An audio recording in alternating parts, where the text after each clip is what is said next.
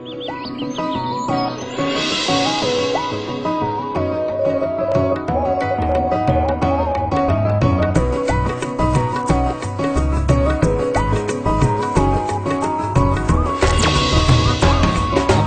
kemarin kita ini materinya urut ya sampai akhir Februari insya Allah berurutan materinya. Cuma saya nanti mungkin kemungkinan besar akan izin tanggal 13 Sabtu depan. Saya akan ke Balai Karangan karena akan silaturahim dengan ustadz-ustadz di pedalaman sana gitu ya. Jadi ustadz-ustadz ini nih luar biasa perjuangannya. Mereka di dalam tuh diintervensi, ndak ada listrik, ndak ada apa gitu ya. Jadi perjuangan dakwah mereka nih menurut saya luar biasa gitu. Saya harus belajar silaturahim dan belajar sama ustadz-ustadz itu gitu loh. Enak benar dakwah di Munzalan ini. Pakai AC, flip chart ada, spidol dan siap, meja karpet, cantik benar. Di sana kiri kanan babi lewat gitu ya. Lagi ngomongkan syahadat nih, asyhadu alla ilaha illallah, babi lewat. Nah, saya mau belajar dulu nengok kondisi ustadz-ustadz yang di sana. Bukan saya yang ngajar, tapi saya yang jadi anak murid gitu. Belajar keteguhan, belajar tentang perjuangan sesungguhnya. Jadi mungkin minggu depan saya izin. Tapi abang kakak, kalau bisa materi yang nanti akan saya sampaikan nih, SMK nih, sudah saya susun di buku induk nih. Ini buku induk, buku pegangan saya gitu ya. Dan saya catat sudah kurikulumnya, tanggal sekian nyampaikan apa, tanggal sekian nyampaikan apa, nanti urutannya apa. Nah, sekedar mereview karena nanti insya Allah Ustadz Faizal akan juga ikut mendampingi saya di sini, makanya kursinya dibiarkan kosong. Insya Allah saya akan nyambung, dan ini sekedar mereview atau mengulang-ulang materi yang saya sampaikan di minggu lalu. Abang kakak masih ingat enggak materi minggu lalu apa? Coba buka lagi catatannya. Yang tidak datang kemarin tidak apa-apa, bisa tanya sebelahnya. Ini nyontek yang halal insya Allah ya. Yang lama mungkin belum datang ya kan, karena kemarin ada urusan, tidak apa-apa. Abang kakak di sini tidak ada cerita tidak lama tidak datang terus sekali datang langsung kena olo-olo gitu, tidak ada. Santai saja. Setiap orang punya urusan, setiap orang punya kesibukan. Harap maklum, santai saja. Selama abang kakak masih mau datang, kapal ini akan terus berjalan, dan kapan kapal ini akan terus terbuka. Tidak pernah ada kuncinya tuh Munzalan, tidak pernah ada kunci. Jadi walaupun tengah malam tetap saja dibuka. Kapal ini abang kakak yang bernama Munzalan Mubarokan ini atau Pondok Modern Munzalan Ashabul Yamin akan terus berlayar sampai kita semuanya mati. Sampai yaumil kiamah. Saya tidak tahu nanti siapa yang akan melanjutkan kapal ini. Bisa jadi anaknya atau cucunya Bude nanti. Bisa jadi anaknya atau cucunya Bu Eli. Bisa jadi cucunya Kak Agustini nanti yang melanjutkan. Kita udah mati semua nih, anak cucu kita. Mungkin dibuat kayak Darut Tauhid gitu ya. Satu-satu dibeli sampai jadi kompleks semuanya. Kayak Ustadz Yusuf Mansur juga sama. Awalnya cuma bulak santri. Ustadz Yusuf tuh abang kakak mimpinya dulu cuma 70. Berapa? Pengen membiayai dan mengkader 70 penghafal Quran. Namanya PPPA, Program Pembibitan Penghafal Al-Quran.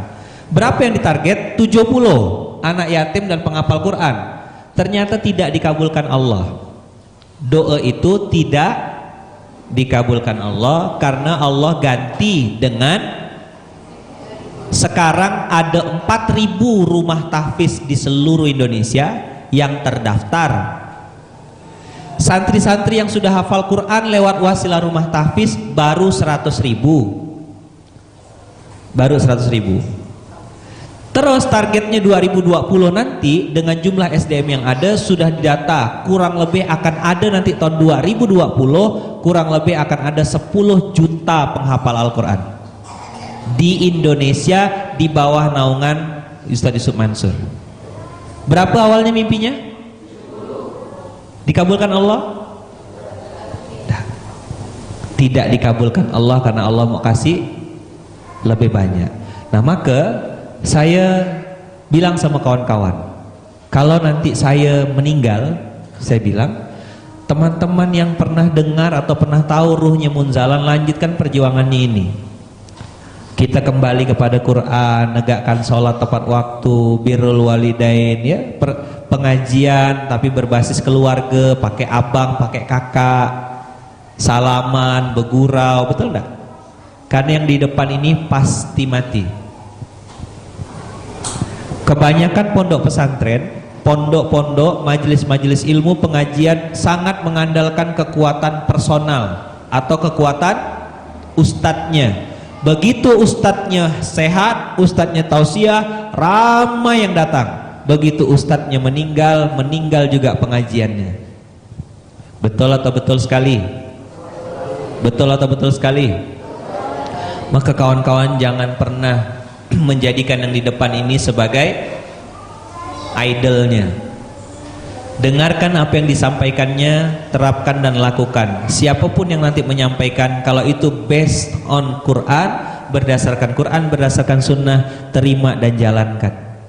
Karena nanti ketika teman-teman bersandar pada Luqman, SMK identik dengan Luqman. Begitu bukan Luqman, tidak datang.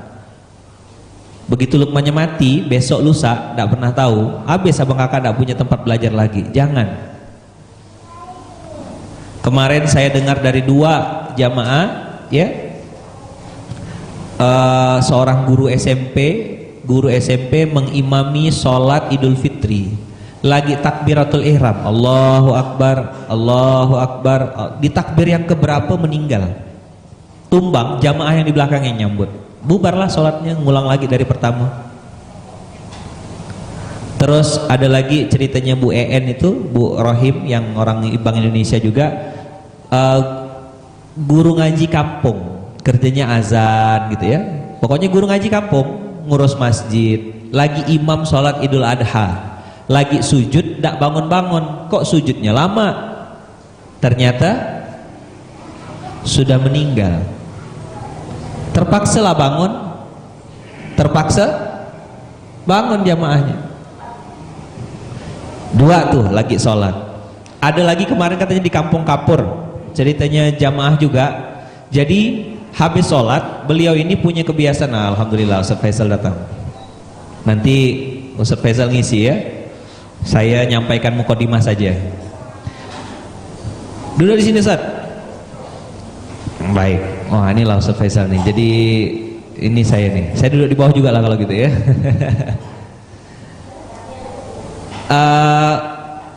Bapak ini, bapak punya kebiasaan habis sholat subuh tidak pulang ke rumah, langsung dia berzikir, menghabiskan waktunya untuk nyebut nama Allah di habis sholat. Subhanallah, zikir andalannya, kata jamaah yang sering dengar, Subhanallah walhamdulillah wala ilaha illallah wallahu akbar. Subhanallah walhamdulillah wala ilaha illallah wallahu akbar. Itu terus dibaca habis subuh sampai matahari terbit. Satu hari beliau ini duduk dan dengarkan Subhanallah alhamdulillah wala ilaha illallah wallahu akbar. Subhanallah alhamdulillah. Duduk di pojok gitu ya, nunduk, tidak bergerak. Kenapa bapak ini biasanya sudah siang, biasanya balik, kenapa kok ini tidak balik, tetap di posisinya? Ternyata tangannya masih kayak gini abang kakak, masih megang jari dengan posisi duduk. Ternyata sudah tidak ada nafas dan sudah wafat. Tidak ada yang tahu jam berapa, waktu zikir di mana dia menghembuskan nafas yang terakhir. Saya cerita yang bagus-bagus tadi ya, yang lagi imam Idul Fitri, imam Idul Adha lagi sujud, yang lagi megang jarinya dalam kondisi duduk. Saya berdoa dan berharap semoga kita yang hadir di sini, siapapun Anda, siapapun kita, jangan pernah bilang oh saya masih muda bang, masih lama kayaknya. Belum tentu. Oh saya kan belum nikah bang, belum lah nih. Oh aku udah tua nih, kayaknya bentar lagi. Belum tentu juga. Oh saya masih sehat. Banyak kan kita dengar orang yang sakit tidak meninggal, yang jenguk malah yang meninggal. Suami istri, suaminya stroke, istrinya yang ngerawat, bolak-balik ke rumah sakit, istrinya yang dorong kursi roda. Ternyata yang meninggal duluan istrinya. Tuh dekat Bu Ismet, Bu Ismet mamanya Bang Farid yang di Tanjung Sari. Subhanallah, pakai request lagi. Saya tuh kata dia, kalau bisa sih kalau mau meninggal tuh mintanya sih hari Jumat sama Allah. Terus kalau bisa tuh nggak usah pakai sakit perut ya lah paling-paling. Terus kalau bisa kata dia, saya tuh mintanya meninggal tuh ndak nyusah-nyusahkan orang banyak.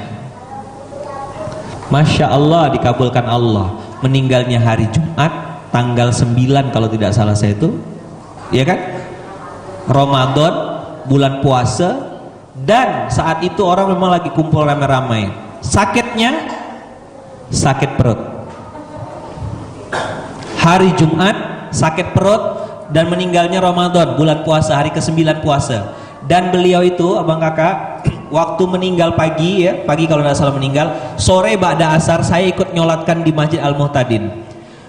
Begitu habis sholat asar, terang benderang nih, terang benderang Untan saat itu, Masjid Al-Muhtadin Untan. Begitu selesai sholat asar dan diumumkan akan sholat jenazah, maka semua orang maju, ribuan berapa kali gantian gitu ya.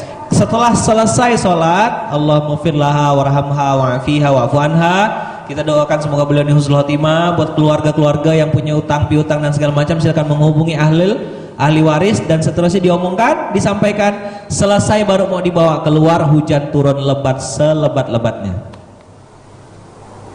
Salah satu tanda Allah menurunkan rahmat dan dikabulkan doa adalah turunnya hujan. Bayangkan ini orang meninggal, hujan turun. Dan saat itu abang kakak, saya baru dengar dari salah satu jamaah, ternyata beliau ini meninggal sudah selesai misinya. Beliau beberapa minggu sebelumnya ngumpulkan infaknya jamaah, ngumpulkan beras, ngumpulkan Quran, ngumpulkan pakaian layak pakai, dikumpulkan semuanya untuk ngasih ke panti-panti asuhan. Dan sehari atau 2 hari sebelum beliau meninggal, semua panti asuhan yang mau dikasih sudah diantarkan semuanya. Sudah diantarkan secara sempurna, sudah sampai semuanya, Qur'annya sudah diantar, pakaian layak pakainya sudah diantar, majelis taklimnya sudah, program-program pengajiannya sudah disetelkan semuanya, baru beliau meninggal hari Jumat itu. Sangat mudah meninggalnya. Maka bang kakak yang dirahmati Allah, kita nih ada satu PR yang kita tidak pernah tahu. Kalau sabar bisa belajar, ikhlas bisa belajar, tawakal bisa belajar, tapi untuk yang satu ini, husnul khatimah, tidak bisa kita belajar. Itu haknya Allah. Maka abang kakak, jangan pernah cepat-cepat menilai jelek seseorang karena ada 1-2 masalah yang sedang dialami saat ini. Jangan juga pernah menilai seseorang saat kondisi dia saat ini. Doakan terus semoga dia tetap berada dalam jalan Allah. Karena kita sering dengar ada orang tadinya jahat berubah jadi baik, ada juga orang yang tadinya baik berubah jadi jahat. Maka Ali bin Abi Thalib berkata, ahbib habibaka haunan ma asa ayyakuna bagi doka yaumamma. Bencilah, cintailah saudaramu sekedarnya saja, karena bisa jadi satu saat nanti orang yang kamu cintai akan menjadi musuhmu di satu hari nanti. Wa abgi bagi doka haunan ma asa ayyakuna bagi doka habibaka yaumamma. Kalau kamu mau benci seseorang, bencinya sekedarnya saja, karena bisa jadi orang yang sangat kamu benci satu hari nanti ditakdirkan Allah menjadi orang yang kamu cintai. Sudah bang kakak, kalau mau benci sekedarnya, kalau perlu ndak usah. Kalau mau cinta, mau kagum, mau fanatik, mau taat, biasa saja. Karena bisa jadi nanti, gini loh kak, bahayanya cinta yang berlebihan. Nih ya, kemarin kan saya bahas jatuh tempo, lebih sakit daripada jatuh cinta. Sekarang saya bahas tentang jatuh cinta. Ada yang pernah ngalami? Lebih enak jatuh cinta atau jatuh tangga? Yang pernah jatuh cinta, menunaikan perasaannya kepada seseorang, ketika engkau mencintainya dengan sepenuh hati, engkau berikan, wah kaulah bulan, kaulah bintang gitu ya, gara-gara kaulah aku berutang, nah, misalnya gitu ya. Itu kan kata-katanya Kak Mira ya, kaulah bulan, kaulah bintang, gara-gara kau aku berutang. Kok banyak yang ketawa nih? Ada yang ngerasa ke? Oh masuk ya, masuk dalam hati. Ya istighfar dulu kalau gitu. Astagfirullahalazim. Kak, Bang. Ketika kita mencintai seseorang. Ini komiknya kayaknya kurang kuat ya. Saya harus teriak-teriak. Abang kakak, baik. Nah ini agak enak sedikit. Ketika abang kakak mencintai seseorang atau suka kepada seseorang, maka abang kakak harus hati-hati sebenarnya. Karena nanti begitu Allah, ini saya bicara Allah, begitu Allah tunjukkan aibnya, tunjukkan kekurangannya, abang kakak akan berubah total menjadi benci sebenci-bencinya. Abang kakak ketika fanatik dan sangat apa ya, pokoknya wah semua dikasihkan kepada dia gitu, hati, pikiran, waktu, tenaga, cinta benar, cinta mati lah gitu, bukan cinta monyet lagi lah, cinta lem gila namanya. Jadi melekat tuh begitu kena tangan langsung tak bisa dilepas gitu ya. Pernah tahu lem gila yang harga 8.000 10.000 tuh, yang bening tuh? Oh itu kan kalau melekat luar biasa. Nah cinta lem gila, cinta apa namanya? Cinta lem gila. Nah gak lem gila kan? Begitu kesal, begitu ada hal-hal yang tidak kita suka dari dia, kita akan berubah perasaan senang tadi menjadi benci yang itu luar biasa. Abang kakak, dengarkan. Benci itu akan berujung kepada satu hal. Apakah kebencian itu akan berujung pada apa? Apa? Ayo. Apa? Benci akan berujung pada benci. Kok nggak nyambung? Terus putus asa, apa? Galau, terus nggak peduli, terus benci yang berkecamuk pada level puncak, maka dia akan berakhir dengan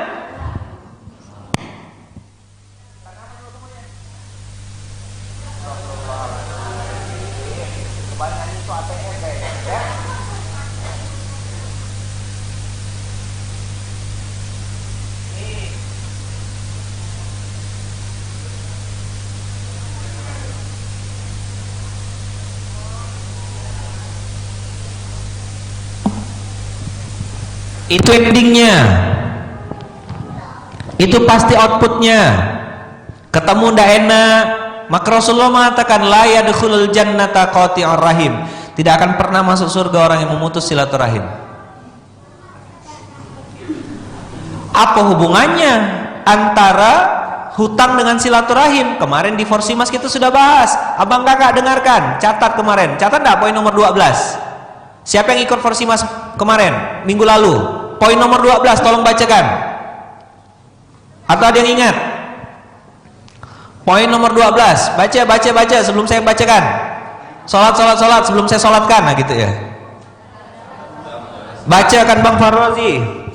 Yang kuat, abang kan badannya besar, kuat-kuat bacanya. Hutang adalah salah satu alat yang paling ampuh untuk memutuskan silaturahim. Yang belum dengar, ikuti pelan-pelan, pegang telinganya gini, biar masuk ke dalam diri. Wahai diriku, ternyata hutang adalah alat senjata yang paling ampuh.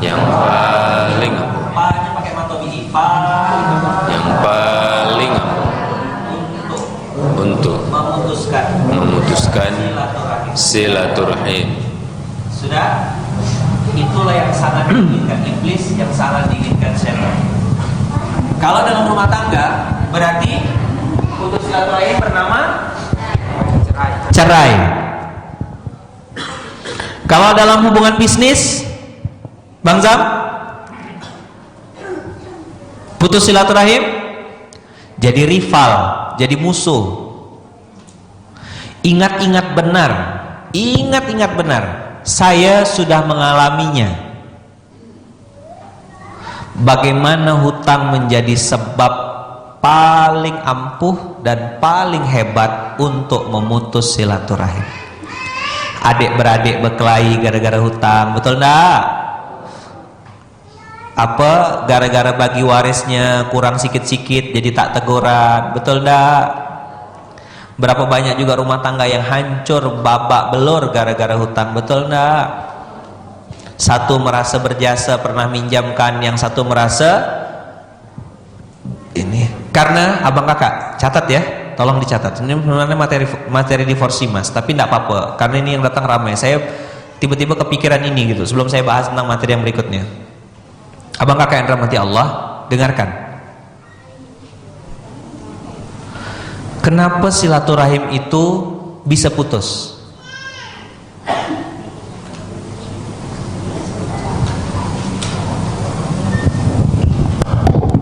Saya gambar ya.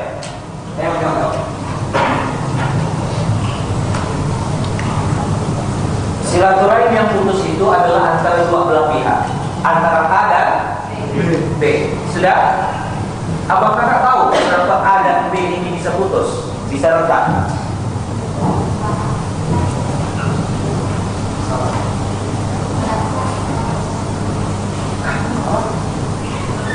Rasa sama-sama benar.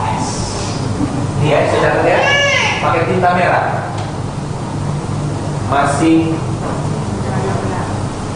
Masing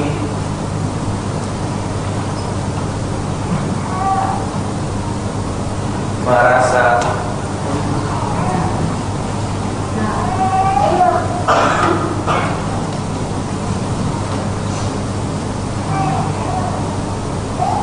tolong dibaca. Silaturahim akan putus antara A dan B karena masing-masing A merasa dia benar. Aku berutang bukan untuk aku koya-koya, aku berutang memang bukan lagi perlu. Si B bilang aku nagih karena aku lagi perlu duitnya. Kau mau bohong, kau nggak mau paksa-paksa aku, kau nggak mau bohong, berkelahi dah, putus lah silaturahim, pasti putus.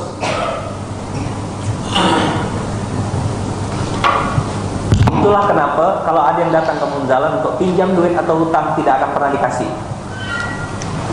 Kenapa?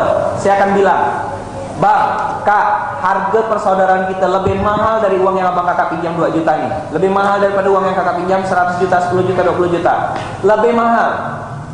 Saya hanya bisa doakan bang, kak, ada salah satu jamaah kita pernah mau pinjam waktu itu 60-an juta.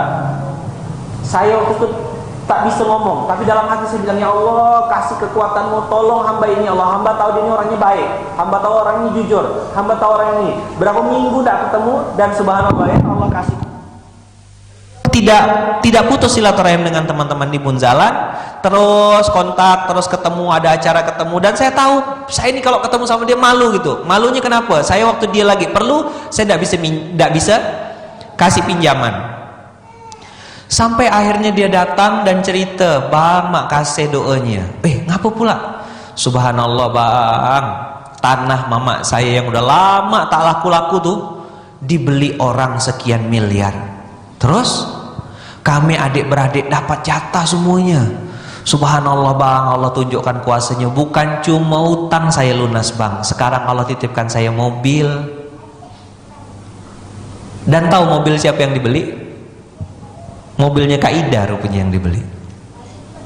Kak Ida istrinya Bang Nur, Grand Livina itu. Hutangnya lunas. Anaknya beliau itu umur 5 tahun, kena penyakit autis ya, tidak bisa ngomong. Begitu kemarin ada kejadian jatuh, saya sudah ceritakan? Jatuh, pecah kepalanya, jahit sampai 5 ke 7 ya, lupa saya, pokoknya dijahit, keluar darah sangat banyak. Setelah selesai dijahit, anak umur 5 tahun ini langsung ngomong gini, mama, papa, Uwan, 3 kata yang itu selama 5 tahun tidak pernah dia keluar dari mulutnya walaupun 1 huruf. Jadi ternyata abang kakak, sengsara membawa nikmat, kata orang Padang. Ingat dulu film Datuk Maringgi, Siti Nurbaya. Kak Siti yang main waktu itu ya? Oh, ini Siti Musliha ya, bukan Siti Nurbaya. Ya. Jadi ketika hutangnya Allah takdirkan lunas, silaturahim dah putus. Saya ngebayangkan waktu itu kalau seandainya kita nekat pinjamkan dia, pasti tidak enak datang ke Munzalan. nanti kalau ketemu Ustaz Lukman kena tagih nih, jangan-jangan. Akhirnya enggak enak datang pengajian. Betul enggak? Betul enggak nih?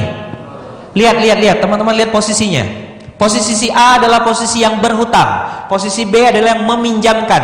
Sekarang bagaimana B melihat A, A melihat B? Bagaimana? Serba tidak nyaman, serba salah. Satu hari si A sebagai orang yang meminjamkan uang pengen telepon B untuk mengundang karena dia akan berangkat umroh. Diangkat tidak sama B? Gak mungkin diangkat. Jangan-jangan lagi hutang nih, jangan-jangan lagi hutang. Betul enggak? Sudah siap? Sudah sadar sekarang? Nah, itu materi di Forsimas ya. Sebenarnya materi di Forsimas itu enggak boleh masuk ke materi SMK. Offside dia. Prit kena marah. Tapi karena saya nih ngomong ke abang kakak nih hari ini agak gimana gitu ya. Ini kan perlu dibahas. Ini kebetulan enggak kira-kira? Abang kakak merasa perlu enggak tahu ilmu ini? Siapa yang baru tahu? Siapa yang baru tahu?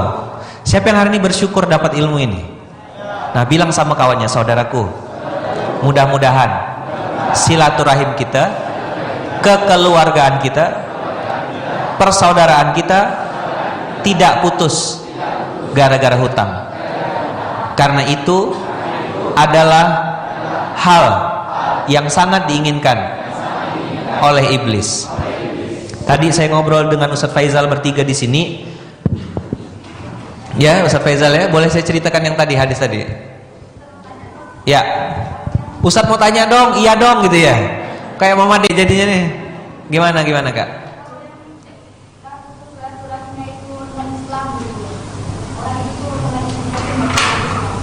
Dia memutuskan silaturahim atau gimana? Kakak yang memutuskan? Kenapa? Habis kesal? Oh, pengalaman pribadi. Waduh, agak berat nih ya. Ngomongnya di balik lemari ya nanti ya. Ya, enggak usah di forum. Pada masalah pribadi. Kak, jangan putuskan silaturahim. Kakak tetap hubung. Hari ini akan saya bahas nanti. Tenang saja, tunggu ya. Tunggu tanggal mainnya. Kak, Bang, tadi saya ngobrol sama Ustadz Faizal. Ngobrol-ngobrol habis sambil nunggukan abang kakak. Kan di broadcastnya Ihsan tuh jam 6. Saya udah nunggu dan di mana jamaah yang datang jam 6 nih. Rupanya 1-2 pelintir gitu lah ya.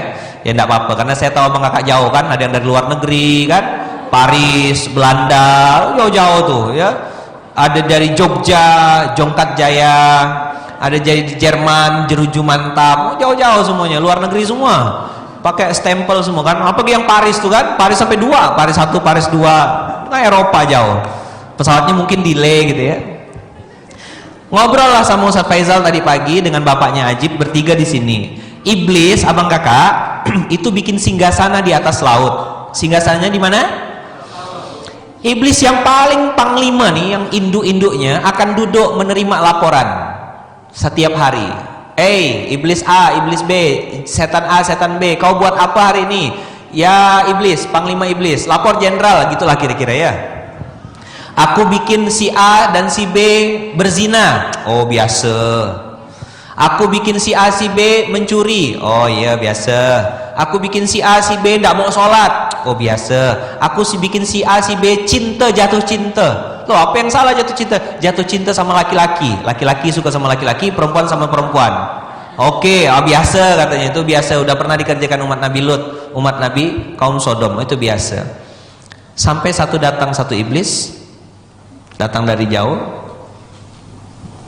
mengatakan, wahai panglima jenderalnya iblis, aku melakukan satu hal hari ini. Apa yang kau lakukan? Aku berhasil membuat A dan B, si fulan dan si fulanah bercerai hari ini. Langsung iblis ini tadinya duduk, dia berdiri dan menepuk-nepuk ini tadi. Engkaulah yang paling hebat di antara semuanya. Aku juga berhasil memutuskan silaturahim antara si A dengan si B, adik dengan kakak, abang dengan ini, jamaah dengan ustadznya, ustadz A dengan ustadz B, dan seterusnya dan seterusnya. Sudah nyambung? Siapa yang paling hebat? Yang bisa memutuskan silaturahim. Abang kakak harus hati-hati. Putus silaturahim atau gunting yang paling tajam, samurai yang paling hebat bernama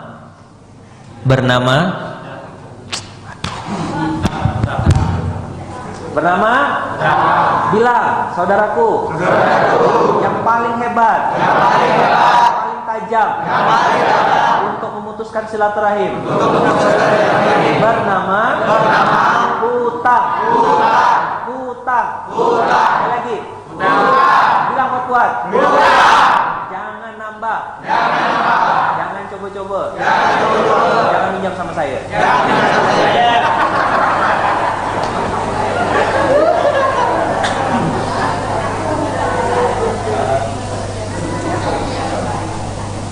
Udah belum? Kenapa ngomongnya gini, Bang? Kenapa Abang ngomong gini? Abang bisa kebaca hati, bisa baca buku. Abang kakak, saya pelaku.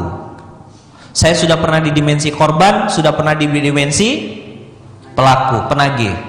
Sangat tidak enak sekali.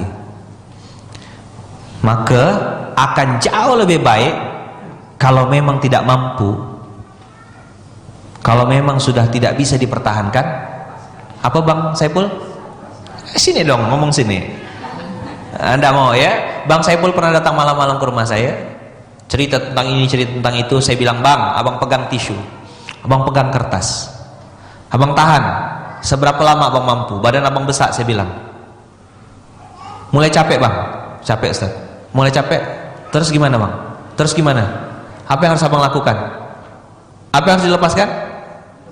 Apa yang harus lakukan? Kenapa saya kok tambah capek nih? Apakah karena tisunya tambah berat? Jadi 2 kilo? Kenapa? Karena saya menahan. Maka yang harus saya lakukan adalah lepaskan saja. Makanya Bang Saipul waktu itu, di luar prediksi saya, dia lepaskan semuanya. Kantor yang menjadi lambang kebanggaan ya, 3 tingkat, lepaskan. Mobil-mobil yang memang tidak perlu, lepaskan. Kartu kredit, datang ke sini dia, Ustadz, saya berazam, saya gunting semuanya Ustadz. Apakah dengan digunting masalah selesai? Tidak, utang tetap harus dibayar, tapi itu bentuk azam. Dan sekarang saya tanya, Bang Saipul dapat apa? Alhamdulillah Ustadz, sekarang lebih cerah wajah saya. Lebih ganteng lah ya sekarang ya. Dulu kayaknya kusam gitu, kusut, butek. Sama anak bisa main-main, sama istri bisa silaturahim. Banyak hal-hal yang Allah ganti ketika kita melepaskan. Dan memang itu janji Allah Bang Kakak, ketika kita melepaskan yang Allah benci, kita meninggalkan yang Allah murkai, Allah akan datang dengan pertolongan yang amat sangat hebat yang kita sendiri tidak pernah prediksi. Ingat cerita kawan saya tadi yang pernah mau minjam uang sama Munzalan, kemudian saya bilang, mohon maaf Bang, belum bisa saya bantu. Bukan karena tidak mau ngasih, karena bagi saya persaudaraan dengan Abang ini jauh lebih mahal. Sampai akhirnya Allah takdirkan dan Allah tolong dia, hutangnya lunas, bisnisnya nambah, keluarganya makin harmonis, istrinya berangkat umroh, banyak hadiah. Anaknya yang tadinya autis 5 tahun tidak bisa ngomong, sekarang udah bisa ngomong. Apakah itu bukan pertolongan Allah Bang Kakak? Pertolongan Allah enggak kira-kira? Pertolongan Allah. Istrinya sudah mulai nutup aurat, tadinya bajunya suka-suka istrinya, sekarang sudah mulai tanpa perlu dia ngomel-ngomel, tanpa perlu dia ceramah panjang lebar. Hebat enggak cara Allah? Bagaimana silaturahimnya dengan orang-orang Munzalan saat ini? Bagus. Hutang tuh, hati-hati. Maka bilang, saudaraku, jangan minjam sama saya. Dah.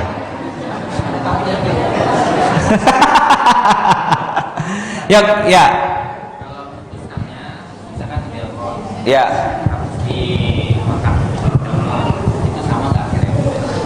Nah, baik. Siapa dulu yang didelkon? Oh, ini ada pertanyaan nih. Curhat dong gitu ya. Langsung tanya orang. Karena di posisi di depan, Ustaz, yang saya putuskan adalah, yang saya delkon ini adalah orang yang pernah saya pinjam duitnya. Oh, itu masalah berarti kitanya. Hadapi bos. Yang boleh dihapus. Aduh, nah ini agak susah. Ngomong di balik pintu ya nanti Bang ya. Tadi kan di balik lemari kalau kakak itu. Nah, untuk Abang untuk di balik ini. Abang Kakak, agak susah saya ngomong nih, agak sensitif. Hah? Ya. Abang Kakak, saya sebutkan ya lah ya. Hadis Rasulullah gini, hadis Rasulullah bunyinya gini. Min husni islamil mar'i tarkuhu ma la ya'nihi. Salah satu tanda kebaikan seorang mukmin, min husni islamil mar'i, syarat tanda dia itu adalah Islam yang sesungguhnya, salah satu tanda kebaikannya adalah tarkuhu ma la ya'nihi, meninggalkan apa-apa yang tidak memberi manfaat untuknya. Hadis ini dijabarkan sangat panjang. Salah satunya, minta maaf saya, minta maaf nih, boleh enggak? Saya minta maaf, tidak ada niat untuk nembak sana, nembak sini, pukul apa, sindir menantu apa? Malah? Pukul anak, sindir menantu gitu ya. Tidak ada. Tapi saya benar-benar, karena ini pengalaman dan ini jadi kenyataan gitu. Saya masih ingat ada 2 jamaah yang curhat di pojok sini nih. Di pojok situ. Datang maghrib pakai mobil suami istri. Ngomongnya apa? Ustadz, kami udah berazam berdua nih. Kalau Ustadz bilang cerai, kami cerai. Kalau Ustadz bilang bersatu, kami bersatu lagi. Sudah 19 tahun menikah.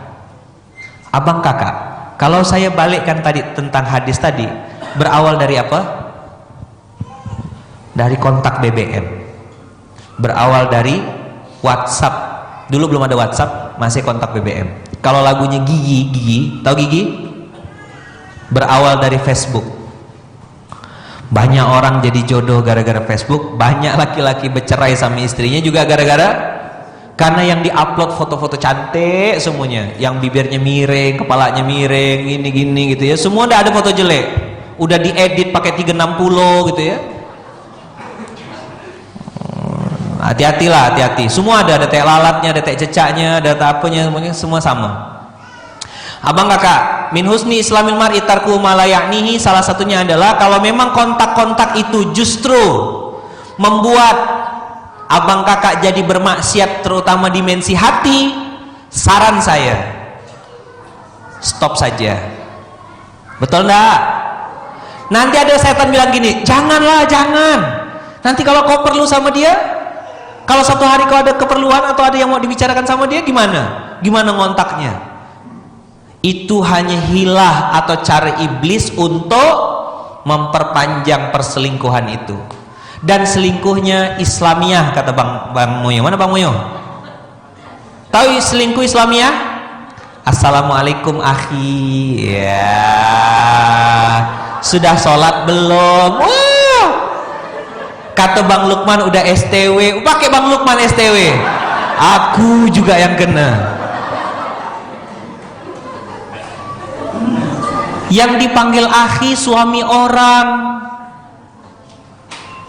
yang dipanggil mbak istri orang. Masalah enggak? Syariah kan?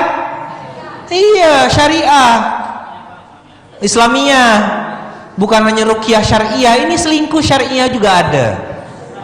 Udah STW belum? Hari ini baca Quran surat apa? Ya, apa? Bilang, woi, sadar. Kena bohong kan ente? Sama iblis. Kakak-kakak, ini kok jadi materinya jadi ini sih? Bang Saiful nih, ngerubah materi. Kak, dengarkan, jangan cepat GR, perempuan ini padan enggak? Dipanggil yang, dipanggil apa? GR langsung.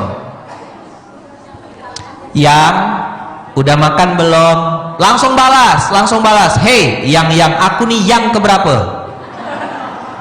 Karena dia bisa kirim 1 SMS untuk banyak, send to all pelaku. Iya. Ya, pengalaman. Abang kakak, dengarkan. Masing-masing merasa benar, masing-masing merasa indah. Dan kakak, terutama yang perempuan, hati-hati. Mana yang suaminya laki-laki mana? Angkat tangan. Enggak apa. Itu berarti kakak normal gitu. Karena kemarin saya dapat laporan dari jamaah, suaminya selingkuh. Jamaah kita lapor, saya tidak sebutkan lah, tidak usah, bukan jamaah lah, pokoknya jauh lah di Parit Mengkudu gitu ya. Lapor, suaminya selingkuh dengan laki-laki. Kok kaget? Tidak, itu bukan sesuatu yang baru, itu dampak buruk dari kebanyakan makan babi. Saya tarik garis lurusnya, ketemu jawabannya. Apa? Makan babi. Atau makan makanan yang mengandung babi, karena babi sangat suka dengan sejenisnya. Di negara-negara Eropa, negara-negara besar yang suka mengkonsumsi daging babi atau sifat turunannya, maka orang-orangnya berubah sifatnya.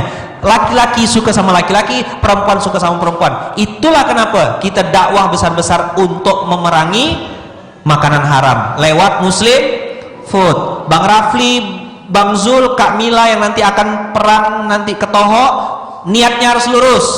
Betul-betul kan niatnya, jangan mau cari popularitas, jangan mau cari apa, betul-betul niatnya bilang sama Allah, ya Allah, aku nyampaikan ini karena Engkau. Maka hari ini saya akan bahas bagaimana mendeteksi ini niat benar, ini niat yang salah. Siap gak? Mau dengar gak? Hati-hati ya abang kakak. Buat yang tadi belum selesai saya cerita, buat yang kakak-kakak yang perempuan, dampak buruk dari perselingkuhan di dunia media sosial, apakah itu di Facebook, Twitter, BBM dan seterusnya, adalah membandingkan. Catat, masalah utama daripada perselingkuhan di dunia media sosial atau SMS, Facebook dan ini mulai membandingkan. Kok suamiku nggak perhatian ya? Harusnya aku makan siang, kok dia nggak tanya? Kok yang malah jauh yang SMS aku nanya udah makan atau belum? Begitu juga sebaliknya, kok istriku nggak siapkan aku makan ya? Malah yang jauh di Jakarta malah BBM, Ustaz udah makan belum? Makan gawat tuh. Mulai membandingkan.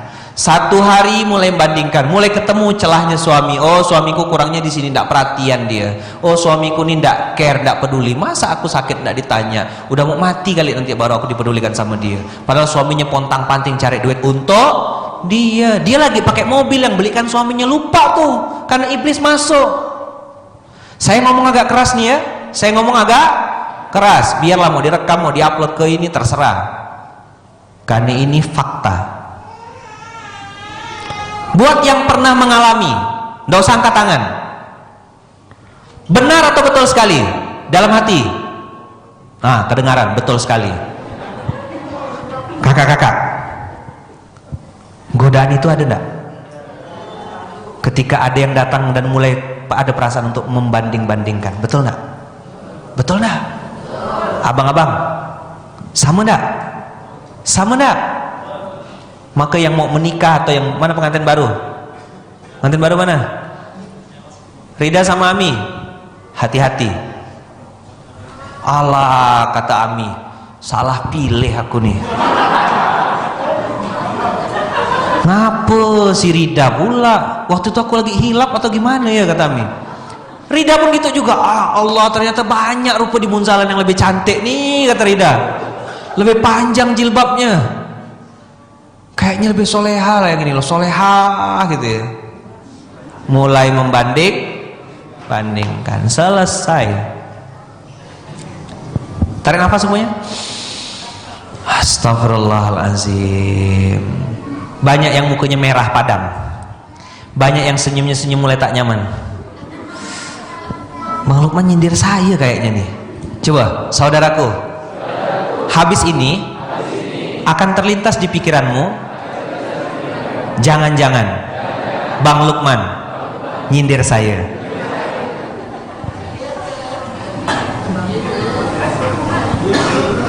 Kok tadi kena semua saya ya? Kok tadi kena semua ya? Utang kena, masalah selingkuh kena, masalah ini kena. Apa dia belum nikah nih ya? Hati-hati. Baik, kita tutup ya Bang Saiful ya. Bab itu ya. Tutup. Ketok palu. Dengan istighfar. Astagfirullahaladzim. Saya akan masuk pada materi kita hari ini. Kemarin abang kakak, ketika kita dapat azab, mulai masuk SMK nih ya. Berarti Ustadz Faizal nanti ini habis ini melanjutkan. Kalau azab itu cara menghadapinya ada dua. Yang pertama, taubat. Nomor dua, perbaiki diri. Ketika kita berada di level azab, maka yang harus dilakukan adalah bertaubat, nomor satu. Nomor dua, perbaiki diri. Baik, sekarang kalau kita berada di fase ujian, nomor satu harus sabar. Nomor dua, berbaik sangka kepada Allah. Yang sakit berarti berbaik sangkanya yakin kalau bisa sembuh. Kalau yang punya hutang yakin Allah akan lunaskan. Yang belum punya jodoh yakin dan percayalah bahwasanya akan punya jodoh. Buat yang saat ini sudah nikah tapi belum punya anak keturunan, yakinlah dan percayalah bahwasanya Allah bisa kasih anak keturunan. Buat yang saat ini mungkin pasangannya belum satu frekuensi, belum satu visi, belum satu misi, doakan terus pasangannya supaya nanti berpindah dan bisa satu visi, satu misi untuk sama-sama menuju Allah. Bukan cerai solusinya Bang Kakak. Jelas nggak nih? Buat yang sedang punya anak, anaknya bermasalah, doakan terus. Insya Allah siapa tahu dia jadi Ustadz Jeffrey Al-Bukhari berikutnya. Ingat Ustadz Jeffrey Bukhari? Ingat gak? 10 tahun cuma dia berdakwah. Tapi begitu dia meninggal, pecah rekor dari semenjak Indonesia berdiri sampai hari ini belum pernah ada satu orang pun yang disolatkan lebih ramai daripada UJ, bahkan mengalahkan Presiden Soeharto. Istiqlal tuh 5 tingkat penuh sampai ke katedral orang nyolatkannya. Terbayang enggak? Dia sudah meninggal tapi lagu-lagunya masih didengar sampai sekarang. Terlepas lah ya, ada yang suka ada yang enggak suka sama UJ. Tapi orang yang satu ini memberikan pelajaran besar untuk kita semuanya. Dari episode jahiliyah berubah jadi episode baik, dan ketika dia memperbaiki dirinya, Allah angkat derajatnya dengan sebaik-baiknya. Abang kakak yang dirahmati Allah, buat yang sedang punya anak, sedang bermasalah, jangan pernah putus asa dan berhenti mendoakan anak. Guru saya bilang gini, salah satu tanda kiamat di dunia ini adalah ketika seorang orang tua berhenti dan putus asa mendoakan anaknya.